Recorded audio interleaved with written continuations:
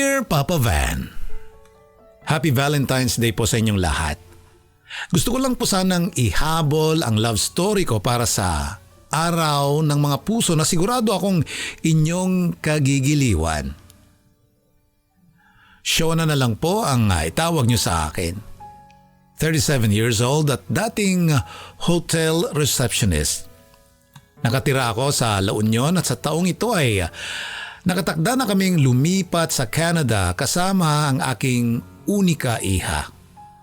Bago pa man namin lisanin ng Pilipinas, nais kong i-share ang kwento ko sa inyo. Bilang avid listener ng Barangay Love Stories, isa ito sa mga mamimiss ko kapag nasa Canada na kami, kaya hiling ko na sa huling pagkakataon ay kwento ko naman ang mapakinggan ko sa inyong programa. Pangalawa ako sa tatlong magkakapatid, Papa Van. Lahat kami ay pawang kababaihan kaya naman aware na ako sa kung gaano kahirap pagkatiwalaan ang mga kalalakihan pagdating sa relasyon. Naging saksi kasi ako sa mga sunod-sunod na heartbreaks ng mga kapatid ko nung sinubukan nilang pasukin ang pagkikipagrelasyon. Maging ako rin naman dumaan na sa ilang heartbreaks at mga bagay na yan ay isa sa mga rason kung bakit mas natuto akong pumili ng mga lalaking papapasukin ko sa buhay ko. 3 beses akong nasaktan dahil nagmahal ako ng maling tao. Ang unang heartbreak ko ay nung nasa college ako kung saan naging side chick ako ng isang lalaking playboy ng walang kaalam-alam. Pangalawa ay isang office romance na aakalain mong straight out of K-drama pero sa huli, for fun lang pala yung nangyaring relasyon namin dahil sa bored daw yung lalaki sa work. Ang pinakahuli at pinakamasakit na sigurong heartbreak ko ay mula sa pangatlo kong boyfriend na minahal at pinagkatiwalaan ko ng sobra. Naghiwalay kami nung nalaman kong may kahati pala ako sa kanya. Nalaman ko kasi na sa loob ng mga taong pagsasama namin ay pumapatol pala siya sa bakla, Papa Van.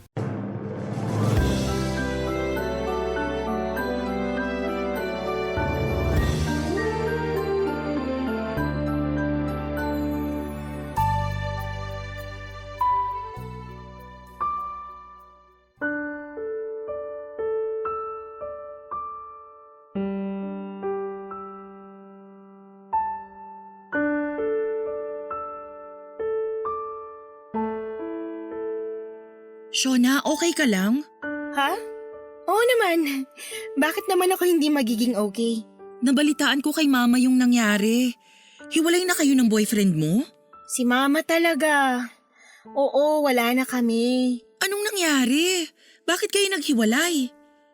Mahabang kwento, wag niyo nang alamin. Makikinig ako kahit abutin pa tayo ng ilang araw. Umusog ka dyan, tatabi ako. Sandali lang, hindi tayo kasya dito sa upuan. Kasya tayo. Alisin mo kasi ang throw pillow dyan.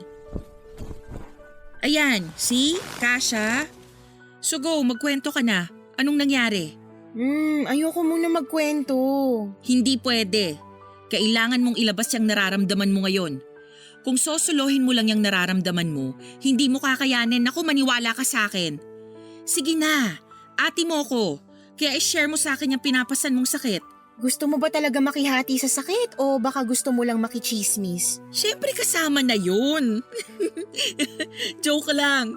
O sige na, ano ba kasing nangyari? Baka naman pwede pa nating maisalba yung relasyon ninyo. Hindi na pwedeng isalvage tong relasyon namin. Sirang-sira na yung tiwala ko sa kanya at kahit ano pang gawin niya, hindi na mabubuo ulit yung tiwalang yun. Bakit? Nagloko ba siya? May ibang babae ba siya? May iba na siya, pero hindi babae.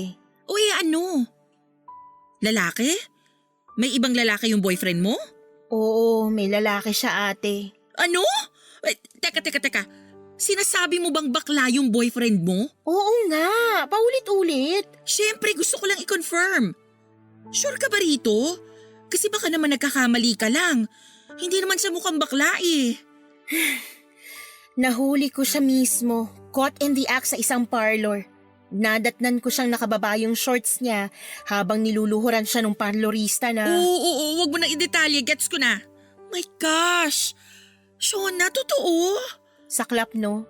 Never pumasok sa isip ko na magagawa yun ng boyfriend mo. Pero sandali lang, ano namang ginagawa mo sa parlor na yun? Tambayan kasi nila yung parlor na yun kasi malapit yun sa workplace niya. Gusto ko sana siyang i-treat ng dinner bago siya pumasok sa trabaho kaya pinuntahan ko siya sa bahay nila. Ang sabi sa akin ng nanay niya, lumabas na raw siya para mag-work. Eh di, pinuntahan ko siya sa work niya. Pagdating ko doon, hindi pa raw siya dumarating, sabi ng manager. Nabanggit ng katrabaho niya na baka nakatambay siya sa parlor. Ayun, pinuntahan ko yung parlor na tinutukoy niya tapos doon ko na nakita yung kahalayang ginagawa nila. So anong ginawa mo nung nakita mo sila? Siyempre nandiri ako kaya umalis ako agad. Hinabol niya ako para mag-explain pero hindi ko na siya pinansin. Hindi mo siya binigyan ng chance para magpaliwanag? Anong paliwanag pa bang magsasalba sa kadugyutang ginawa niya? Pero sana pinakinggan mo man lang kung bakit niya nagawa yun. Nag-message siya sa akin. Kailangan lang daw niya ng pera kaya siya kumapit sa bakla. Pinuntahan ko yung bakla sa parlor. Tinanong ko siya kung gaano na nila katagal ginagawa yun. 1 taon na raw. Grabe! Yak! Nakakadiri! Pero alam ba nung bakla na may girlfriend yung tinitikman niya? Oo, at yung bakla pa yung matapang ha. Hindi ako confrontational na tao. Hindi ako marunong makipag-away kaya ang ginawa ko, hinayaan ko na lang sila. Nakipaghiwalay na lang ako. Dapat lang! Hindi ko ine-expect ha na matindi pala yung pangangailangan ng boyfriend mo. Kailangan talagang kumapit sa bakla para magkapera. Hindi ko nga rin alam na may financial problem pala siya eh. To think, napakarelihiyosong tao pa naman ng pamilya niya. Iba rin pala yung sakit no? Lalo na kapag nalaman mong bakla yung side chick. Parang, ano ako? Hindi ako sapat, ganun? Ay, hayaan mo na yung taong yon. Kung gusto niyang mamakla, di mamakla siya. Ang mahalaga, nakatakas ka na mula sa panluloko niya.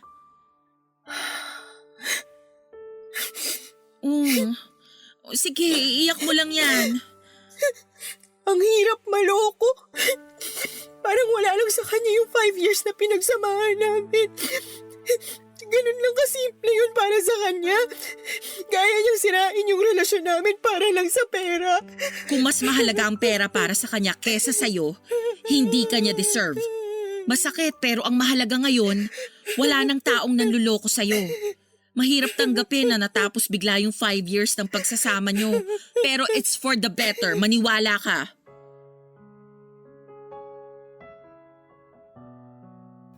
Ang mahirap sa breakup, lalo na kung nanggaling kayo sa isang mahabang pagsasama, ay mga naiwan nitong alaala. Hindi masakit na hiwalay na kayo.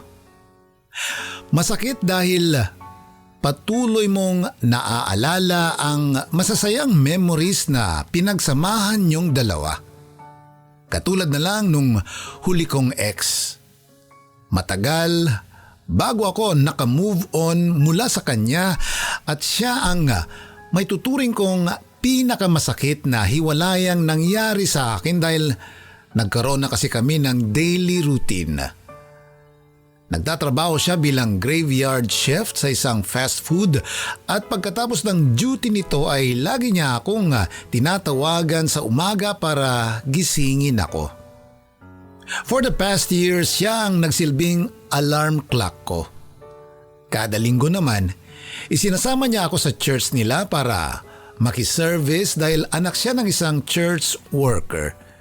Siya ang dahilan kung bakit mas napalapit ako sa Diyos at natutong maging relihiyoso. Sa mga importanteng araw ng buhay namin katulad ng birthday, anniversary at Valentine's Day, palagi kaming lumalabas noon para mag-food hunting ng mga bagong bukas na restaurant at mga trending na kainan. Gumagawa pa nga kami ng sarili naming reaction video at food review for our own consumption. Sa loob ng 5 taon, naging parte ng bawat araw ko ang ex kong yun. Bawat lugar, bawat gawain. Pati bawat meme sa Facebook ay mayroon akong alaala niya. Sa pagkawala niya, hindi ko na alam tuloy kung paano ko pa ipagpapatuloy ang mga susunod na araw ko na wala siya. Maraming natapos na routine ko nung naghiwalay kami at isa yun sa mga bagay na namimiss kong gawin, Papa Van.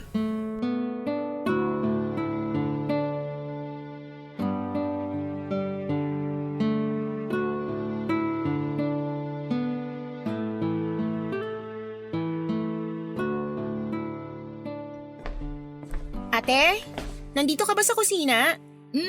Shona, sakto, halika rito. Bakit? Maupo ka, may ipapakita ako sa'yo.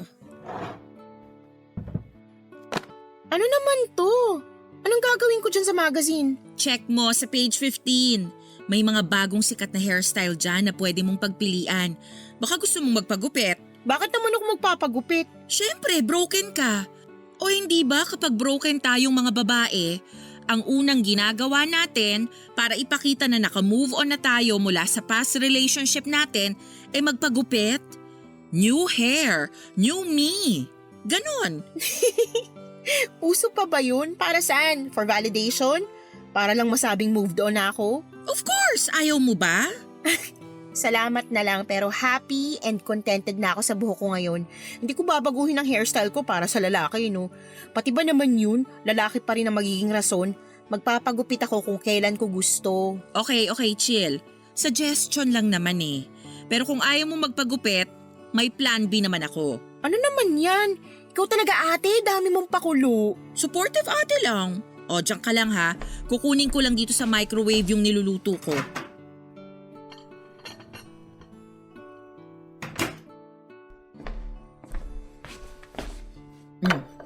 Ayan. Big Mac? Oo. Di ba comfort food mo yan? Nabasa ko online na nakakatulong sa pag-move on ang pagkain sa mga comfort food ng isang tao. Parang stress eating, ganon. Sa dami ng pwedeng pagkain ihain, Big Mac pa talaga? Oo, bakit? Ate, hindi mo alam ang kwento kung bakit naging baked mac ang comfort food ko. Bakit nga ba? Diyan kami nagkakilala ng ex ko. Nagunahan kami sa pagkuha nung natitirang baked mac sa isang convenience store nun. Doon na nag-start lahat. Ay, sorry. Hindi ko naman alam na may kwento pala yung Bake Mac na yan. Naku sayang, masarap pa naman to. Kasi pinatungan ko ng bechamel sauce tsaka niluto sa oven. Sige na, amin na. Sayang naman yung effort mo. Ayan, o sige, pagsaluhan natin to. Palitan natin yung memory mo sa Bake Mac. Simula ngayon, kapag Bake Mac na ang pinag-uusapan, itong araw na to ang maaalala mo. Salamat. Ate, may tanong ako sa'yo. Oh, ano yon? Paano ka nakalimot mula sa heartbreak mo nun? Paano mo natanggap yung nangyari? Ako? Paano nga ba? Kung hirap sagutin yan kasi maski ako, hindi ko rin alam kung anong ginawa ko noon. Siguro, niyakap ko na lang yung sakit. Hinayaan kong masaktan ako. Hinayaan kong maramdaman ko yung sakit ng hiwalayan namin. Tapos, nasanay na lang ako sa sakit. Tayo naman kasi parang may sariling immune system din yung emotions natin eh. The more na nararamdaman natin yung pain, the more na gumagawa ng paraan yung utak natin para ma-immune tayo sa sakit. So dapat hayaan ko na lang yung sakit na nararamdaman ko ngayon? Oo. Wala ka namang ibang choice. Wala namang pain reliever para sa mga ganyang klaseng sakit eh. Kung meron, edi sana wala nang takot ma-broken heart kapag nagkataon, 'di ba? Gaano katagal? Ilang araw ang kailangan kong danasin bago ako masanay sa sakit. Hanggang sa matanggap mo na ang totoo na wala na kayo, na hindi siya para sa'yo. Ang hirap. Madaling magpanggap na okay lang pero mahirap tanggapin na hindi pa ako okay. Alam mo kung ano ang isang bagay na natutunan ko sa pag-ibig base sa mga heartbreak ko? Ano? Na huwag habulin ang pag-ibig. Huwag mo tong hanapin. Kasi malaki ang magiging chance na sa maling tao ka mapupunta. Paano mo naman nasabi? Hindi naman natin alam kung tama o mali yung pipiliin natin eh. Sa huli na lang yun nalalaman. Kaya nga sabi ko huwag habulin. Hayaan mo lang siyang kusang dumating. Kasi ang pag-ibig, gagawa yan ng paraan para mahanap at mapunta ka sa tamang tao. Di ba nga ang bawat kandado may sari-sariling susi yan? Kung hindi ikaw ang makakapagbukas nun, ibig sabihin, hindi ikaw yung susi. Hindi ko gets. So ano, tutunga na lang ako dito hanggang sa dumating yung tamang tao para sa akin? Hindi naman. Ay basta ang hirap kasing i-explain. Sigurado naman ako na one of these days, maiintindihan mo rin yung ibig kong sabihin. Sa ngayon, focus ka na lang muna sa sarili mo. Wala naman ako ibang bibigyan pa ng focus kundi sarili ko lang eh. Oo nga naman. Oh, kumain na nga lang tayo. Mabuti pa nga. Ayaw mo talaga magpagupit? Ayoko, hindi mangyayari ang gusto mo. Okay, bahala ka.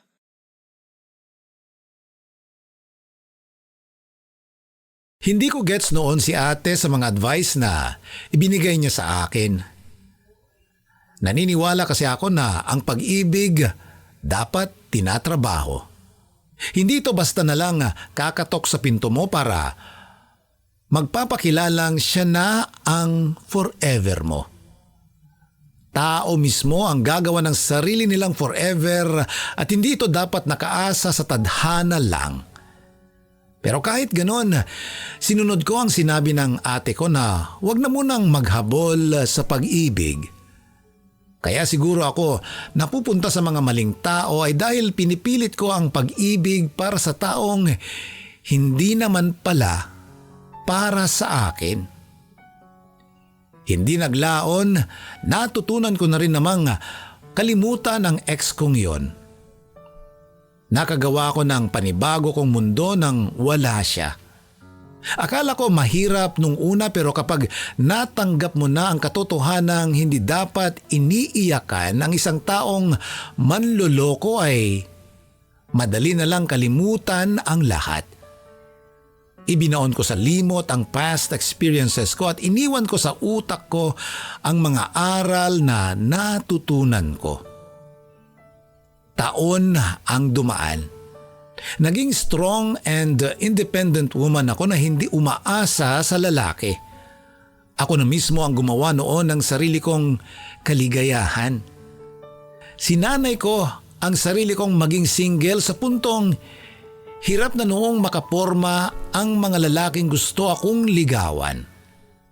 Dahil sa mga sugat sa puso ko ay naging mapili ako at hindi na basta-basta tumatanggap ng mga lalaking hindi naman worth it ng oras ko. Hanggang sa isang araw, isang lalaki ang dumating sa buhay ko at ang puso ko na matagal nang namamahinga ay muling tumibok para sa isang tao, Papa Van. Luis ang pangalan ng lalaking muling nagpatibok ng aking puso. Kung sa mag-ina may tinatawag na lukso ng dugo, sa akin naman parang lukso ng pag-ibig ang nangyari nung nakita ko si Luis, Papa Van. Una ko siyang nasilayan sa trabaho ko bilang receptionist sa isang hotel sa San Fernando, La Union nung nag-check-in siya doon kasama ang ilang kaibigan. Sa kanya unang nabaling ang tingin ko dahil sa kakaiba nitong tangkad na parang aabot ng mahigit 6 feet. Maputi din siya. Pinakamaputi sa kanilang magkakaibigan. May arm tattoo ito at kahit nakasuot ng cap ay kitang-kita ang chinitong features nito sa mukha. Aaminin ko na unang kita ko pa lamang sa kanya ay attracted na agad ako sa kanya pero hanggang attraction lang yon, Papa Van. Never akong nag-assume o nagkaroon ng delusion na magiging close kaming dalawa katulad na lang ng ibang guests. Hahangaan ko lang sila pero agad ding makakalimutan kapag nag-check out na sila. 5 araw na nagstay ang grupo nila Luis sa La Union matapos silang magbakasyon dahil Holy Week nung time na yon. Sa ikalawang araw ng stay nila ay nagkaroon kami ng interaction ni Luis matapos itong mag-request ng housekeeping services sa kwarto nila. Pupunta raw sila sa Ilocos that time at gusto nilang pagkabalik nila ay malinis na ang kwarto nila. Ang unang impression ko kay Luis ay napaka-sweet nitong magsalita. May pagka-feminine gumalaw pero malakas pa rin ang appeal. Hindi ko alam kung bakit sobrang attracted ako sa kanya that time. Pagka-uwi ko sa bahay nung araw na yun ay agad ko siyang hinanap sa social media, Papa Van.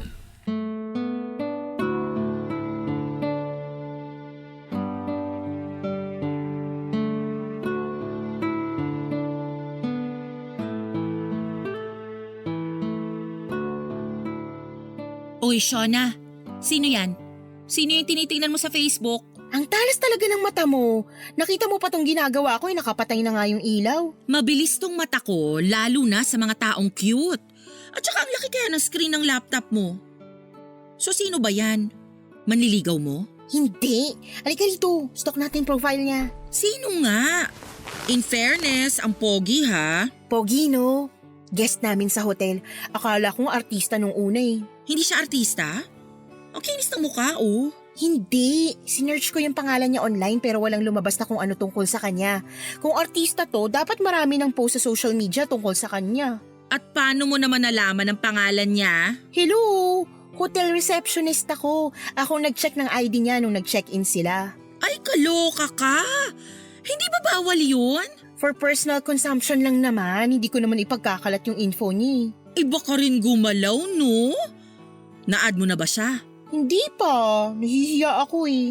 Uy, bakit naman? Add mo na, dali! Ayoko. Tingnan mo nga, mukhang burgis. Burgis? Oo, in short, anak mayaman. Tamo, branded ang mga damit. Tapos kung saan-saan na nakapasyal. Masyado siyang mataas para sa akin. Kutis pa lang. Halata na yung langit lupa naming pagitan. Ia-add mo lang naman kung saan na nakarating yung pag-iisip mo. Paano mo naman nasabing burgis yan? Patingin nga. Tingnan mo to. Check mo kung saan siya kumakain. Hindi ba mahal tong steakhouse na to? Tingnan mo. Trip lang niyang kumain doon. Ay, oo nga. Sinilip ko one time yung menu nila dyan. Grabe, nalula ako sa sobrang mahal na mga pagkain. Isang subo mo, isang sahuran agad ang nawala. So sabihin mo ngayon hindi yan rich kid? Well, kung sa bagay, sa mukha pa lang, halata namang yayamanin tong lalaking to. Paanong itsura niya sa personal? Pareho lang din ba sa pictures? Mas cute siya sa personal. Maliit yung ulo tapos matangkad. Pero kung ako sa'yo, huwag mo na tong pangarapin. Parang malabo kayong magkaroon ng chance oh. Kahit nga sa imagination, baka mahirapan pa kayo. Sira! Hindi ko naman yung pinapangarap. Na-curious lang ako sa kanya, kaya ako napastok. Pero aminin mo, umaasa ka no? Kung makapagsalita, ikaw din naman napogian sa kanya eh. Napugian lang pero hindi naman ako naging delulu agad. Ako rin naman. Asus, kunwari ka pa. Tingnan mo, may aso rin siya. Hoy, wag mong iniiba yung topic. Sinabi ko lang na may aso siya. Kita mo, pati aso yayamanin ng itsura. Pero alam mo kung sino pa yung mga mapost sa social media? Sila yung karaniwang maraming issues sa buhay. Bakit naman? Kasi ang mga mayayaman, hindi nila kailangang ipagkalat na mayaman sila. Hindi mapost yung mga taong madatong talaga. Karamihan sa mga naglipa ng rich kid dyan sa Facebook, mga social climber lang yan. Kailangan nilang mag-post for validation para ma-feed yung delusion nila na mayaman sila. Hindi naman siguro ganun si Luis.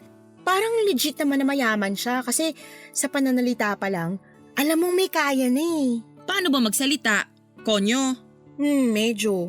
Oo, ganyan yung mga feeling rich.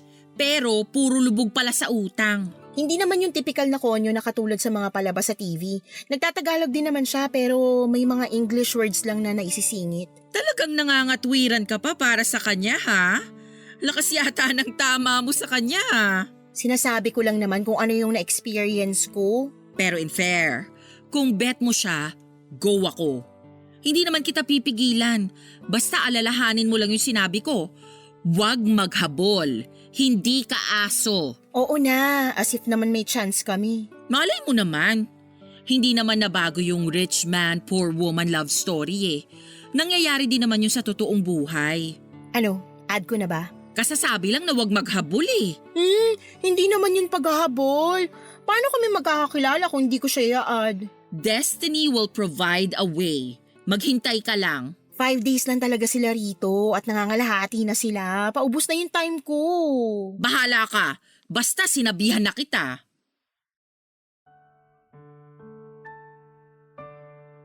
Tuwing naka-duty ako, para akong tagahanga noon na laging nakaabang sa lobby ng hotel. Umaasang makikita ko ulit si Luis. Nakabantay din ako sa telepono dahil baka bigla siyang tumawag para mag-request na kung anuman ang kailangan nila. Nag-overtime pa nga ako noon sa trabaho para lang maabangan ko ang grupo nila. Kaso nga lang, sa mga sumunod na araw ay hindi ko na ulit nakita pa ang anino nito.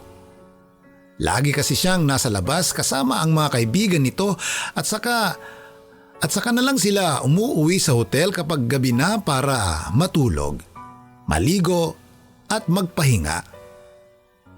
Naiintindihan ko naman yon dahil nasa La Union sila para mag-relax at mamasyal, hindi para mamalagi sa hotel nila. Akala ko noon hindi na ulit kami magkikita ni Luis kaya itinuon ko na lang sa iba ang atensyon ko. Actually, nawala rin siya sa isipan ko simula nung hindi ko na siya nakita pa. Isa pa ay hectic noon ang schedule namin dahil nga sa pagdagsa ng mga turista gawa ng Holy Week. Ang hindi ko inaasahan, pagtatagpuin din pala kami uli ng panahon dahil sa huling araw nila sa kanilang bakasyon. Pauwi na ako sa trabaho ko noon at inaantay si Ate Cindy para sunduin ako nung nagkita ulit kami ni Luis.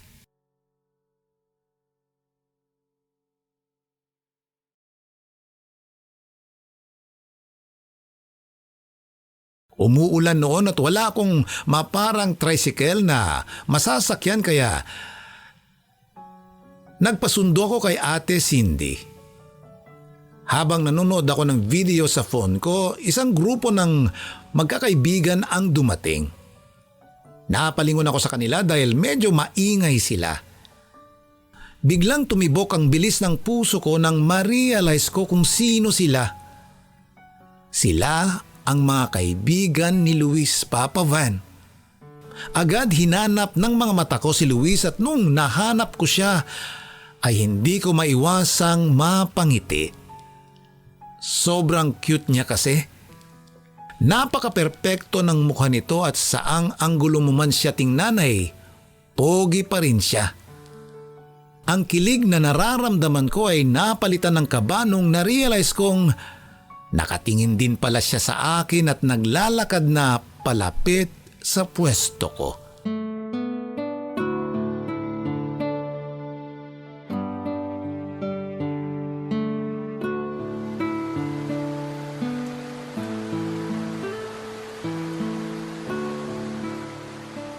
Miss, pwede ba mag-smoke dito?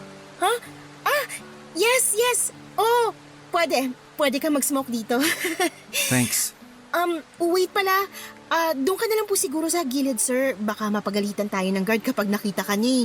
Nandito kasi tayo sa may entrance. Okay, sorry. Pwede na ba ako dun banda? Dito na lang po kayo. May alam akong spot na tago. Okay. Sunod po kayo sa akin. Malayo ba? Hindi naman po. Dito lang po sa may gilid. Kahit dito na po, pwede na.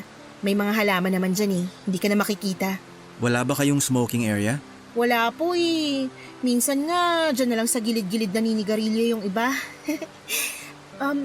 Naiwan po yata kayo ng mga kaibigan nyo. Pumasok na sila. It's alright. Nagpaalam naman ako sa kanila na mag-smoke lang ako saglit. Kailangan ko to kasi napagod ako sa pinuntahan namin eh. Mukhang marami po kayo napasyalan ngayon ah. Yes, nag-grape picking kami sa may Bewang? Hindi ko na maalala yung pangalan ng lugar. Sa Bawang. Opo, maraming grape farm doon. Sakto in season ng grapes ngayon. Yeah, kaso not my cup of tea. Kung ako yung masusunod, mas gusto ko mag-chill na lang sa tabi ng dagat. Ay, sana sa San Juan na lang kayo nagpunta. Pwede pa kayo mag-surfing doon. Yeah, dun yung unang pinuntahan namin nung first day namin dito. Kaso yung ibang friends ko gustong libutin tong buong La Union. No choice naman ako kasi iisa lang yung ride namin. Sa bagay. Mahirap nga rin namang magsulo, lalo na kung iba yung gustong gawin ng majority ng group. I know. Kaya nga mas gusto ko talaga mag-solo na lang kapag namamasyal ako. I can do whatever I want kapag mag-isa lang ako eh. Pero hindi ba malungkot kapag mag-isa ka lang na nagta-travel? Hindi naman. Kung nasanay ka na mapag-isa, hindi yun issue. Actually, mas na-enjoy ko nga yung travels ko kapag mag-isa lang ako. Walang inaantay, walang kahati sa decisions, etc.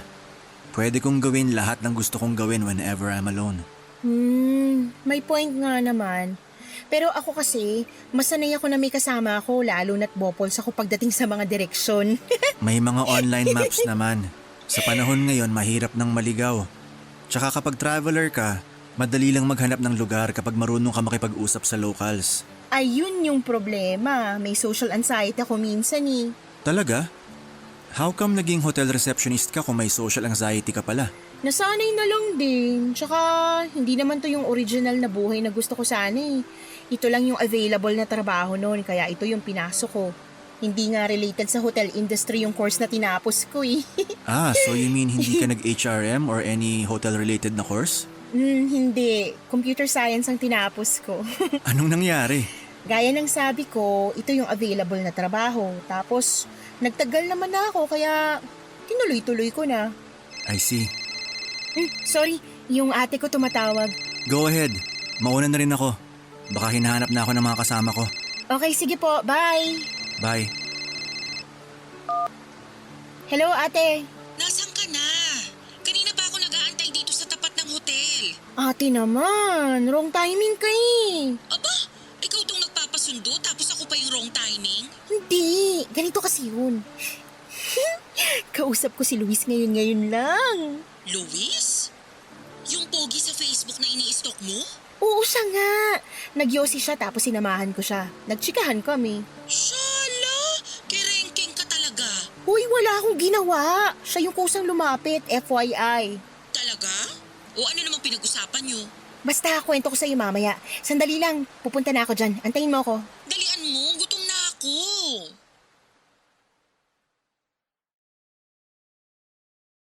Inis na inis ako nung time na yon kay Ate Cindy kasi napaka-wrong timing ng dating niya. Kung kailan napalalim na ang kwentuhan namin ni Luis, ay saka naman siya dumating para sirain ang moment namin. Pero kahit papano, masaya ako dahil bukod sa nakita ko ulit si Luis ay nakausap ko pa siya at nagkaroon ako ng konting background sa buhay niya. Sa naging pag-uusap namin ni Luis, pakiramdam ko ay napakabait niyang tao. Napaka-soft spoken kasi niya. Lagi siyang nakangiti at very approachable at down to earth ang aura nito kahit na mukha siyang yayamanin. Dahil sa nangyaring interaction sa pagitan naming dalawa ay nagkaroon ako ng lakas ng loob para i-add siya sa Facebook na agad naman niyang inaccept. Alam kong binilinan ako ni Ate Cindy na huwag maghabol ng pag-ibig pero kung tulad din lang naman ni Luis ang hahabulin ko. Kahit ilang kilometro pa yan ay hahabulin ko siya, Papa Van. Oo, medyo maharot ako sa part na yun pero isa lang naman akong hamak na babae na nahulog ang loob sa isang cute na katulad ni Luis. Pagka-accept sa akin ni Luis, inantay ko na siya ang unang mag-reach out sa akin para hindi naman masyadong halata na gustong-gusto ko siya. Pero nung nakaligot nakakain na ako ay wala pa ring message sa akin si Luis. Siguro hindi lang talaga siya kasing interested sa akin katulad ng pagkakaroon ko ng interes sa kanya. Nang gabing yun ay hindi ako makatulog dahil sa kakaisip sa kanya.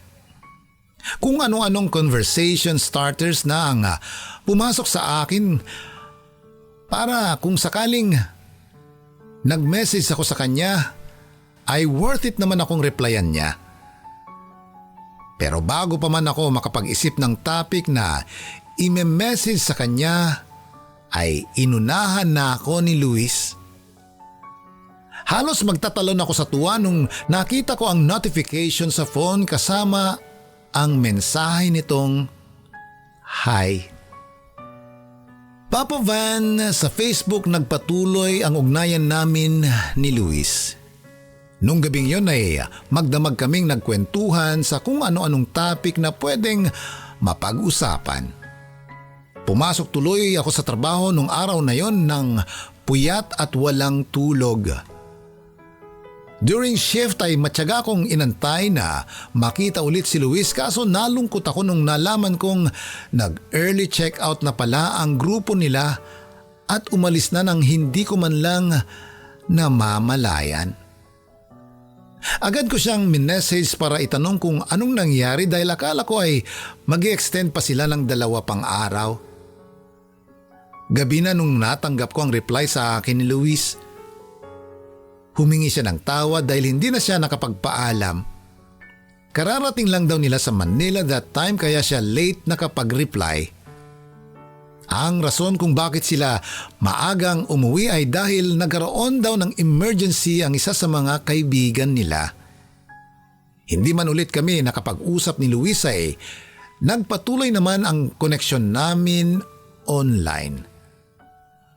Sa mga sumunod na buwan ay in-entertain namin ang isa't isa. Pero ang pagiging malayo namin ang naging dahilan kung bakit kalaunan ay lumabo rin ang interes namin sa bawat isa. Tumagal ng tumagal ang bawat reply namin sa isa't isa hanggang sa tuluyan nang naputol ang communication namin. Mabilis din naman akong naka-move on mula sa kanya dahil wala namang masyadong nangyari sa pagitan namin. Pero 1 taon ang lumipas, nagulat na lang ako nung isang araw ay bigla na lang akong nakatanggap ng tawag mula kay Luis Papa Van.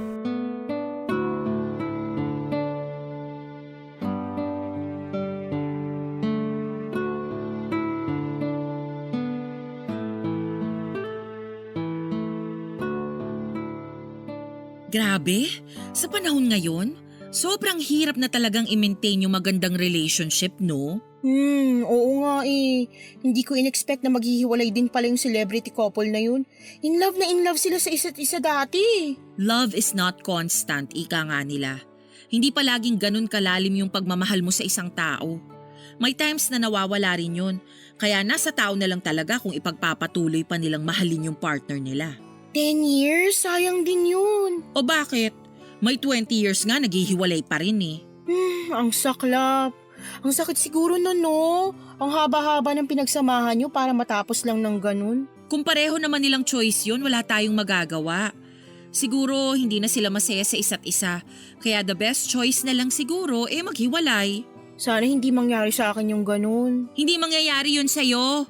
Single ka naman eh. Siyempre kapag nagkaroon na ako ng boyfriend or asawa, hindi ko rin naman gustong matulad sa kanila.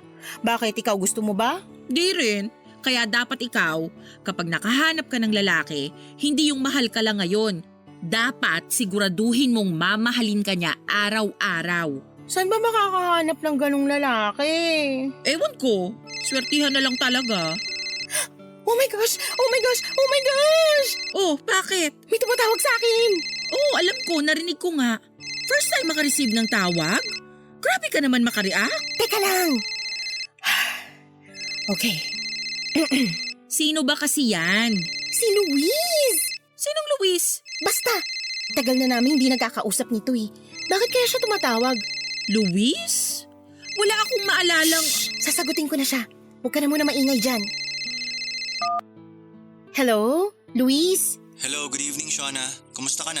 Okay naman ako. Bakit ka napatawag? Nasa work ka ba ngayon? Wala, nasa bahay ako. Day off ko ngayon eh. Bakit mo natanong? Nandito ako ngayon sa hotel kung saan ka nag-work.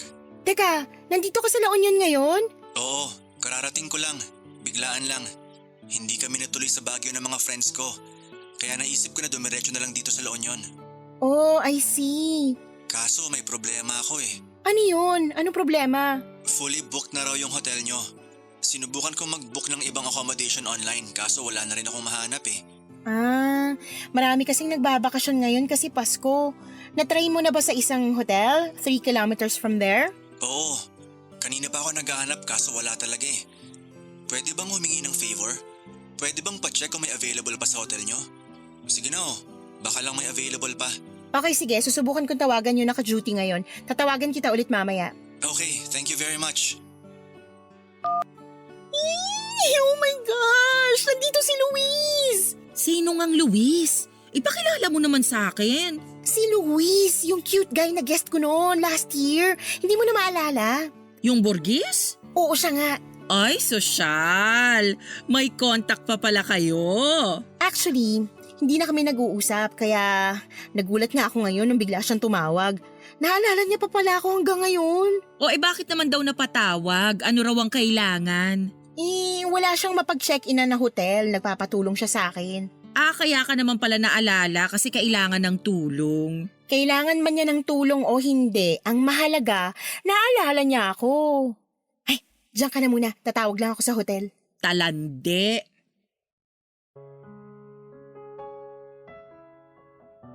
Malaki ang pinagbago ni Luis mula nung huling pagkikita namin.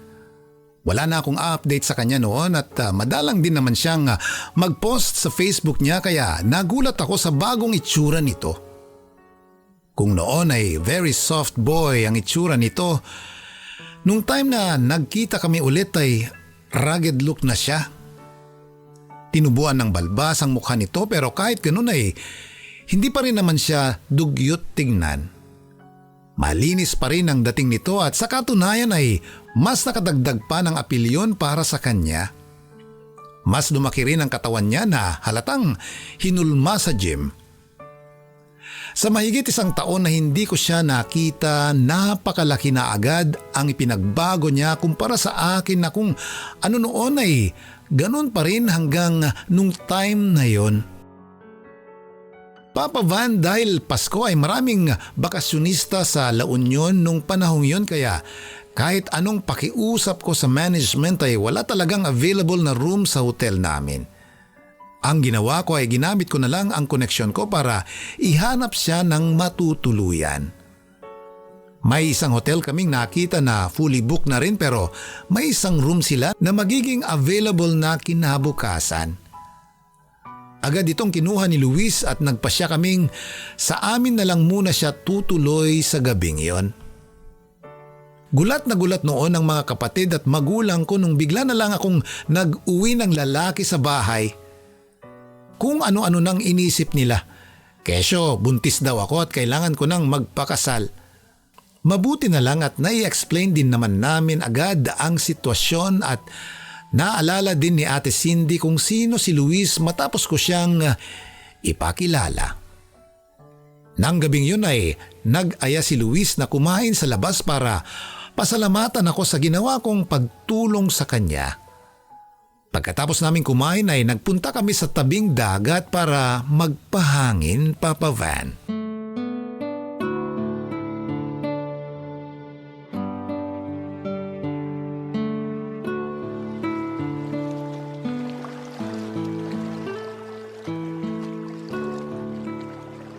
Masarap pala tumambay dito sa beach kapag gabi, no?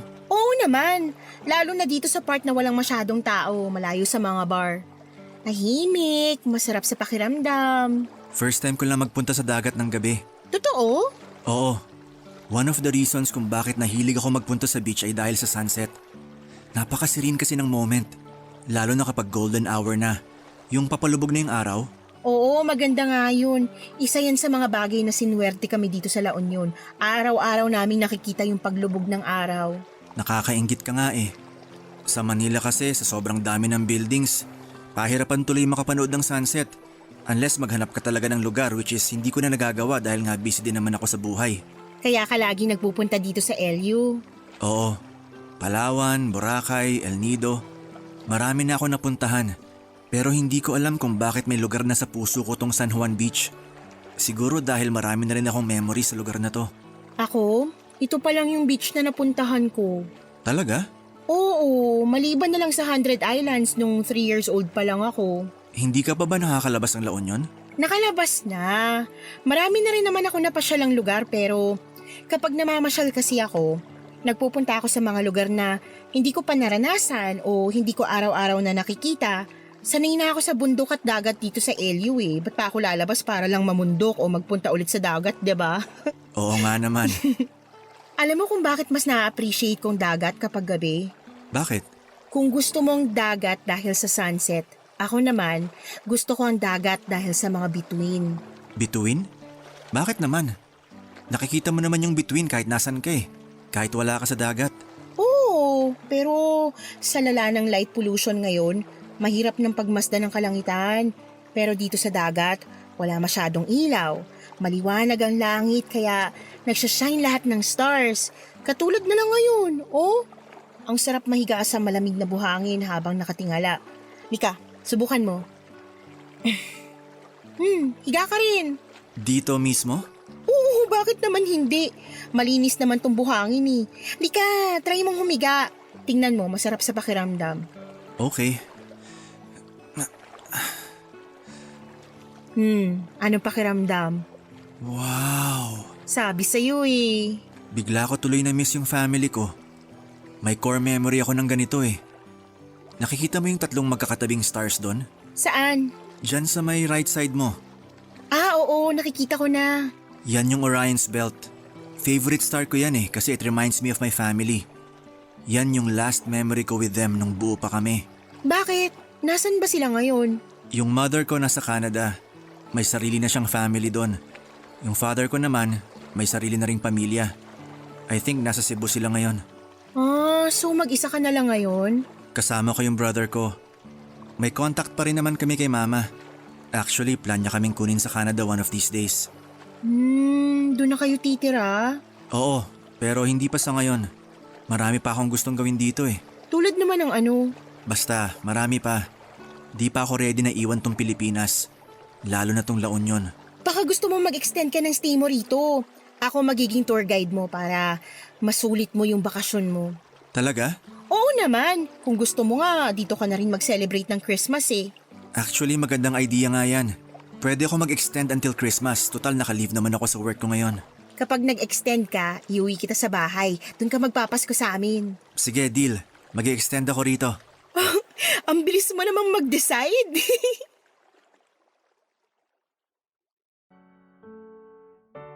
Ako ang nakasama ni Luis sa naging Christmas vacation nito. Nakipag-usap pa ako noon sa mga katrabaho ko para makipagpalitan ako ng schedule para lang mapagbigyan ko si Luis at para na rin may pasyal ko siya sa buong La Union. Kung kinakailangang umabsent pa ako sa trabaho noon ay gagawin ko yon. Maganda naman po ang record ko sa work kaya sigurado kong hindi yon problema para sa management. Papa Van, isa yun sa mga Paskong hindi ko makakalimutan. Iba rin pala kasi sa feeling na i-celebrate ang diwa ng Pasko kasama ang isang estranghero. Sa pamamagitan nun ay nakapag-open up ako kay Luis without judgment. Nakakapagsabi ako ng mga opinyon ko nang hindi nabibigyan ng mali siya.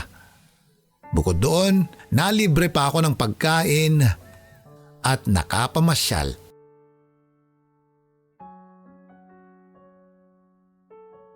Good listener si Luis pero marunong din siyang magbigay ng saloobin ng hindi nakakainsulto lalo na kung magkaiba kami ng opinyon.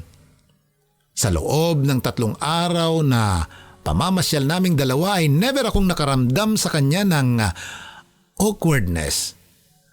Very gentleman siya. Maalaga at protective. Akala ko noon ako lang ang nag-enjoy sa pagsasama naming dalawa. Hindi ko alam na maging siya ay nagustuhan din pala niya ang stay niya sa La Union kasama ako kaya naisipan niyang mag-extend pa ng bakasyon hanggang sa Pasko. At dahil wala naman siyang kasamang mag-celebrate ng Christmas noon ay in-invite ko na lang siya sa bahay para doon mag-celebrate kasama ang pamilya ko. Doon na niya nakabonding ang mga magulang at kapatid ko, Papa Van. Umuwi si Luis bago ang New Year. Pero kahit magkalayo ay nanatili ang communication naming dalawa sa mga sumunod pang buwan. Hanggang sa ang pagkakaibigan naming dalawa ay na-develop sa pag-iibigan. Hindi na lang atraksyon ang nararamdaman ko sa kanya noon dahil cute siya, kundi may feelings na rin itong kasama dahil sa napakaganda nitong personality. Hindi siguro kayo maniniwala, Papa Van, pero ako po ang unang nag-confess kay Luis ng pagmamahal ko sa kanya. Pinag-usapan naming dalawa kung gaano ba kami kaseryoso sa nararamdaman namin para sa isa't isa at kung kakayanin ba naming magkaroon ng long-distance relationship. Matapos i-consider ang mga pros and cons ng relasyon namin ay nag-decide kaming pumasok sa isang relasyon. Mahirap ang magkaroon ng LDR boyfriend dahil hindi ka makakatanggap ng update sa buhay niya unless siya mismo ang mag-update sa'yo. Pero sa kaso ni Luis, spoiled na spoiled ako ng mga updates. Oras-oras ay nagme-message siya sa akin ng mga ganap niya at doon ko lang na-realize na napaka-busy pala niyang tao. Maya't maya ang mga pinupuntahan niyang events, work-related man o for personal reasons. Minsan kapag nakakapag-leave ay ako ang bumibisita kay Luis sa Maynila. Usually kapag nasa Manila ay dalawa lang kami ang magkasama. Lahat ng nakaschedule na lakad niya kasama ang mga kaibigan niya ay kinakancel niya para sa akin kaya wala rin akong chance doon na kilalanin ang mga friends niya maliban sa mga importanteng tao talaga. Karaniwan si Luis ang nagpupunta sa La Union para bisitahin ako. Mahilig kasi siya sa dagat at ang dagat sa San Juan ang isa sa mga pinakapaborito niyang lugar. Maliban doon ay may rason na raw siya para mag-LU palagi at ako raw yon. Tumagal ng 3 years ang relasyon namin bago dumating ang pinakamalalang pagsubok sa pagsasama namin, Papa Van.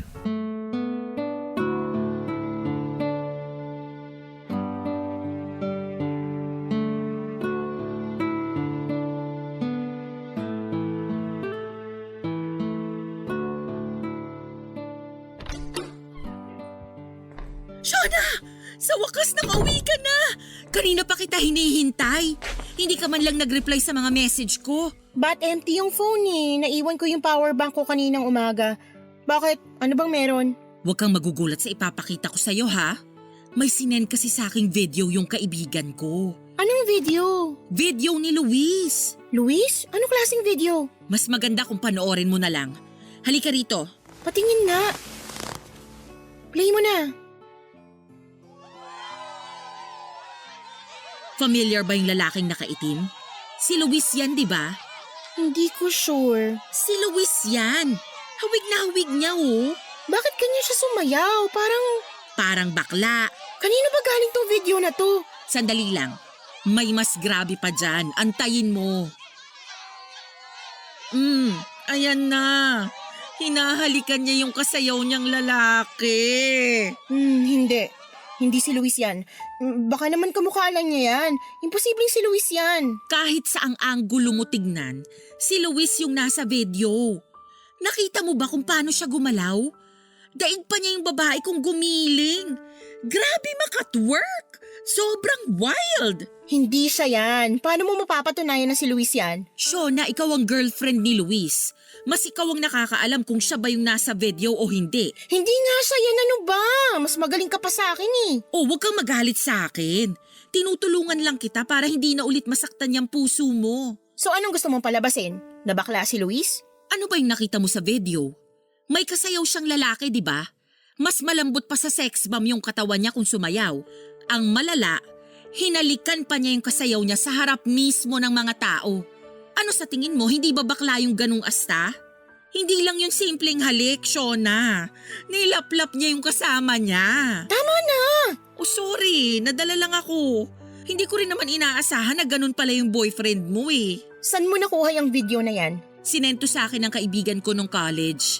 Naging kaibigan daw niya si Luis nung nasa Maynila pa lang sila. Nagkakilala sila sa bar. O hindi ba mahilig din mag-bar si Luis? Hoy, Shona! Sandali, nag-iisip ako. Pinoproseso pa ng utak ko yung napanood ko. Kung gusto mo, ikaw na lang mismo makipag-usap sa kaibigan kong yon. Kaya raw niyang magbigay ng pruweba na si Luis nga yung nasa video. Bakla ang boyfriend ko? Bakit? Anong klaseng trip to? Pinaglalaroan ba ako ng tadhana? Binigyan ako ng ex na namamakla tapos ngayon, boyfriend na bakla?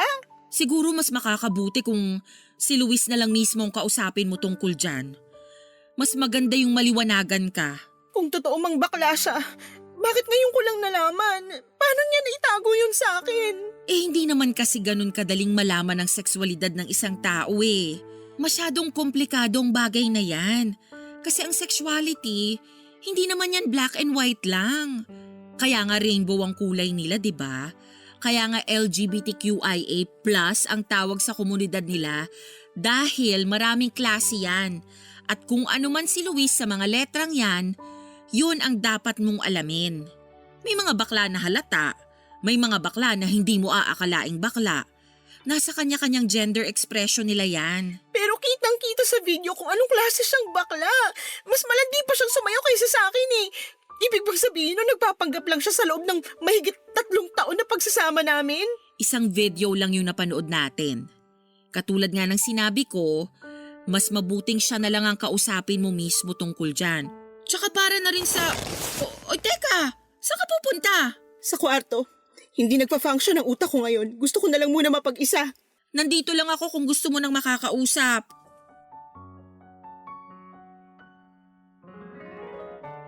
Hindi ako naniwala, Papa Van, na si Luis ang nasa video. In denial ako pero deep inside, alam ko na si Luis nga yun. Sa mahigit na 3 taon na pagsasama naming dalawa, memoryado ko na ang pangangatawan nito kahit na nakatalikod pa siya. Nakita ko rin ang vintage na relo na suot nito na regalo pa raw sa kanya ng kanyang ama. Lumubog ang puso ko nung nakita ko ang video. Alam kong siya yun, pero ayaw itong tanggapin ng puso ko. Sobrang nalito ako that time. Hindi ko na alam kung anong iisipin ko dahil sa video. Ayoko mang aminin pero iba ang Luis na boyfriend ko sa Luis na nakita ko sa video. Sinasabi ng utak ko na bading si Luis pero ayaw itong tanggapin ng puso ko. Gusto ko siyang bigyan ng benefit of the doubt kaya ako mismo ang gumawa ng investigasyon. Ang una kong ginawa ay kinausap ko ang kaibigan ni Ate Cindy na nagmamay-ari ng video. Nakita raw niya ang pamilyar na mukha sa post ni Ate Cindy sa Facebook nung nagkaroon kami ng family picture kasama si Luis. Tinanong niya kung sino yon at nung ipinakilala siya ni ate ay na-realize nito na siya rin ang Luis na naging kaibigan niya noon sa Maynila. Dati raw nakatira sa Manila ang kaibigan niyang yon. Nakilala niya si Luis sa isang bar na catered sa mga LGBTQ+ community. Nakabuo sila ng sariling circle of friends within the community. Para patunayan ang mga sinasabi nito ay nagpakita pa nga siya ng mga pictures nilang dalawa na magkasama.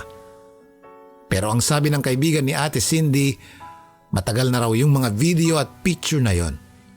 3 to 4 years ago na raw ang mga kuhang yun at since then ay wala na siyang balita kay Luis dahil bumalik na siya sa La Union para doon tumira. Hindi ko ma-explain kung ano ang naramdaman ko nung mga time na yon matapos kong makumpirma ang lahat. Sobrang nag-overthink ako ng malala sa puntong wala na akong ibang ginawa kundi ang umiyak. Isinend ko kay Luis ang pictures at videos na galing sa kaibigan ni ate saka ko pinatay ang cellphone ko.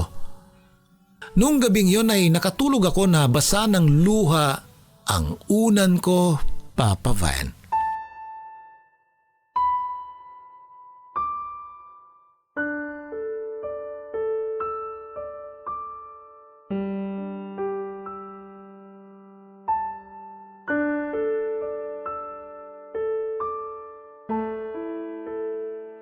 Shona, hindi ka pumasok ngayon? Day off ko ngayon. Oo nga pala. Kumusta ka na? Nag-usap na ba kayo ni Luis? Hindi pa, pero sinabi ko na sa kanya na alam ko ng totoo. Sinend ko sa kanya yung video at mga picture na pinadala sa akin ng kaibigan mo. Anong sabi niya? Hindi ko alam. Pagkatapos kong send yun sa kanya kagabi, nag-off ako ng phone. Hanggang ngayon hindi ko pa rin binubuksan yung phone ko. Kaya naman pala message siya ng message sa akin kagabi pa eh. Nag-message siya sa'yo? Oo, pero hindi ko sinin yung mga message niya. Tumawag din siya pero hindi ko sinagot. Naisip ko na mas mabuting wag na akong makisali sa gulo ninyo. Problema niyo tong dalawa kaya labas na ako rito. Mas mabuti pa nga. Nag-message din siya kanya nanay at tatay eh. Sinabihan ko sila na may konting pagtatalo lang kami kaya wag na lang nilang pansinin yun. Hindi mo pa ba i-check kung ano yung paliwanag niya? Sure ako nag-aalala na yun sa'yo. Ayoko pa. Natatakot ako sa maaaring sagot niya eh. Paano kung totoo nga na bakla siya? Kung bakla man siya, hindi mo ba siya matatanggap? Bakla siya? Paano siya magmamahal ng isang babae? Hindi natin alam kung anong nilalaman ng puso niya. Paano kung totoo naman pala na mahal ka niya kahit na bakla siya? May mga bakla kaya rin magmahal ng babae ah. Hindi ko alam. Hindi pa ako ready na malaman ng totoo. Shona, Luis, anong ginagawa mo rito? Kailan ka pa dumating? kaninang umaga lang, nung na-receive ko yung message mo tapos hindi na kita makontakt, bumiyahe agad ako papunta rito sa La Union. Naisip ko na mas magandang pag-usapan natin to ng personal. Maiwan ko na muna kayong dalawa para makapag-usap kayo ng masinsinan. Thank you. Hindi mo sinasagot yung tawag ko. Nakapatay yung phone ko. Hindi ko alam kung ano isasagot ko sa'yo kung sakali mang totoo yung nasa video. Totoo yon. Ako nga yung nasa video at pictures na sined mo sa akin kagabi. So bakla ka nga? I consider myself as pansexual. Yun ang sexual orientation ko. Pansexual? Ano na naman yun? Ang ibig sabihin nun, nagkakagusto ako sa tao, ano man ang kasarian nila. Pero paano yun? Paano nangyari yun? Shona, hindi ako nakabase sa gender ng isang tao. Hindi naman yung gender nila yung minamahal ko kundi yung tao mismo. Whether babae ka man, lalaki, lesbian, trans, kung gusto kita, gusto kita. At ngayon, ikaw yung gusto ko. Ikaw yung mahal ko. Yung lalaki sa video na hinalikan mo, nakarelasyon mo rin ba siya? Oo, ex ko siya. Kasama ko siya noon nung nagbakasyon kami rito nung Holy Week. Siya rin yung reason kung bakit hindi natuloy yung Baguio trip namin noon at mag-isa ako nagbakasyon dito sa La Union nung Christmas. Naghiwalay kami. Ibig sabihin nung nagpasko ka sa amin, kahihiwalay nyo lang nung ex mo? Hindi. Siguro 4-5 months na kaming hiwalay that time. Kung iniisip mo man na ginawa kitang rebound noon, hindi yun yung kaso. Naka-move on na ako sa kanya bago pa man tayo naging close. Shona, alam kong pinagdududahan mo ako ngayon at naiintindihan ko kung bakit. Pero sana wag mong pagdudahan yung pagmamahal ko sa'yo kasi totoo tong nararamdaman ko. Bakit hindi mo sinabi sa akin na ganito ka pala? Hindi ko naman inakala na issue pala yun Para sa akin kasi wala lang yun. Wala lang yun para sa'yo pero para sa akin big deal yun. Ang hirap lang isipin na yung boyfriend ko may ex na lalaki. Ang hirap tanggapin. Shona, sana naman lawakan mong pag-iisip mo. Sa mundo natin, hindi lang lalaki at babae ang nabubuhay. Alam ko, hindi ko lang inaasahan na ganito yung mangyayari. Ngayong alam mo ng totoo, nagbago na bang tingin mo sa akin? Hindi ko alam. Hindi pa ako makapag-isip ng maayos ngayon Mas maganda kung hayaan mo na lang muna ako. Kung yun ang gusto mo, bibigyan kita ng space. Pero please, wag mo naman akong iwan.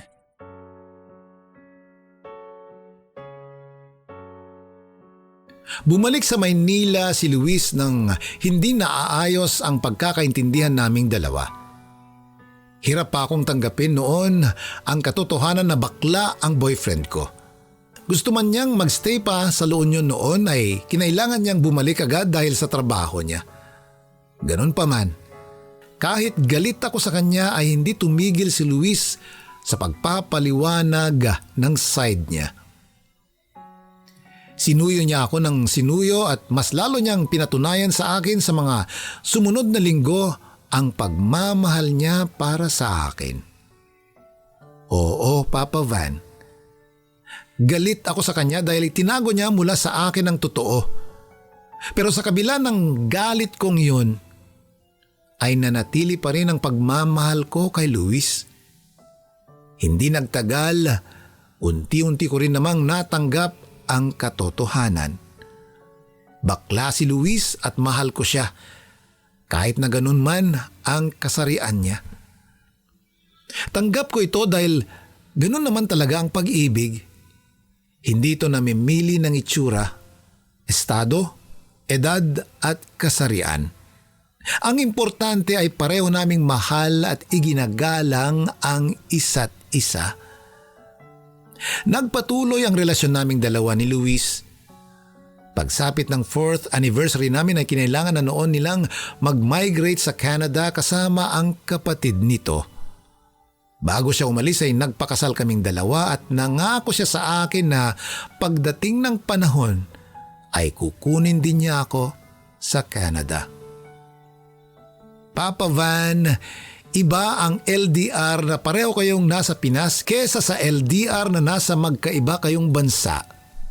Mas mahirap ito kesa sa naunang pagsasama namin pero kahit ganun ay siniguro ni Luis na never magkakaroon ng puwang sa isip ko ang pag-aalala at pag-overthink. Once every other year ay ginagawa ni Luis ang lahat para makauwi sa Pinas para bisitahin ako hanggang sa nagkaroon kami ng isang anak. Ngayong taong ito ay nakatakda na rin kaming umalis ng Pinas para tumira sa Canada kasama ang asawa ko, Papa Van. Ito po ang kwento namin ni Luis. Sana ay napakilig namin ang inyong buwan ng mga puso. Maraming salamat po. Ang inyong forever kapuso at kabarangay, Shona. Minsan lang sa mundo, isinilang